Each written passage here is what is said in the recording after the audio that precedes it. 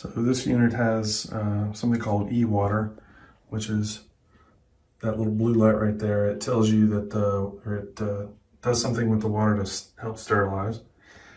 So when you sit down, there's a switch in the seat. When you sit down, it sprays water in the bowl to help keep the bowl clean. And it turns on the fart fan. You hear the fan running. When you're done, push the wash button. It rinses the wand. When the wand comes out, does its thing. You push the stop button. The wand retracts. And it rinses the wand. And then when you get up, there's a delay.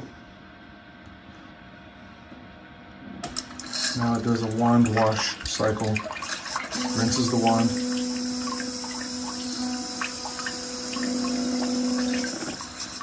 Does its cleaning cycle.